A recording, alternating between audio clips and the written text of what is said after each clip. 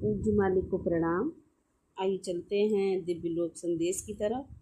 प्रिय मालिक पूज्य बाबूजी महाराज, मंगलवार 3 अगस्त 2004 प्रातः 10 बजे। इन संदेशों के बारे में चिंता मत करो। मेरे पुत्र को इन संदेशों से मनोबल और दिलासा मिलता है। वे इनकी वास्तविक महत्ता को सराहने में सक्षम हैं।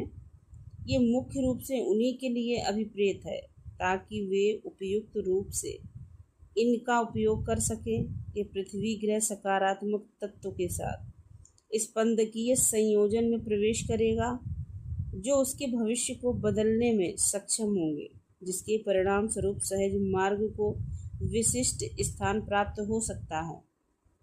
सृजनात्मक शक्तियाँ गोपनीयता में ऐसे स्तर पर कार्य कर रही हैं जहाँ तक मनुष्यों की पहुँच नहीं है और कभी होगी भी नहीं। फिर चाहे उनके क्रम विकास का स्तर जो भी हो, इस बृहत ब्रह्मांड में निर्मित संसार के प्रत्येक तत्व का अपना स्थान है और जहाँ तक इसकी क्षमताओं का संबंध है तो कोई उनका अनुमान नहीं लगा सकता।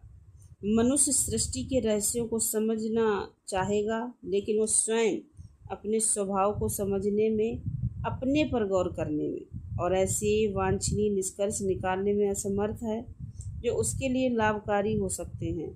एक सच्ची आध्यात्मिक प्रक्रिया उन्हें अपने वास्तविक व्यक्तित्व से अवगत होने में और जहाँ तक उन्नति करने की उनकी क्षमता हो वहाँ तक अपना आंतरिकरण करने में सहायता करती है। इस लौकिक अस्तित्व के उद्देश्य को समझना आत्म स्वीकृति और क्रमिक देह धारणों की दास्तां से मुक्त होने की ओर एक बड़ा कदम है। तुम्हारे जीवन में दैवीय मार्गदर्शक का होना तुम्हें इस संसार में प्रस्तुत की जाने वाली सर्वश्रेष्ठ परिस्थितियों से लाभान्वित करता है। हमारे अभ्यासी सौभाग्यशाली हैं। क्या वे इस बात को समझते हैं? एक जीवंत गुरु सभी जिज्ञासुओं के भाग्य में नहीं होते। हमारे मार्ग में यह अवसर हमेशा के लिए उपलब्ध नहीं रहेगा। मानव जाति के लिए इस निर्णायक मोड़ पर ऐसे अनुग्रह की आवश्यकता थी। मनुष्य की सेवा में अवतरित गुरुदेवों के उत्तराधिकारी जो वर्तमान समय के अनुरूप प्रक्रिया के लिए तैयार हैं, उनके आशीर्वाद इस संसार को आच्छादित करते रहेंगे। धन्यवाद।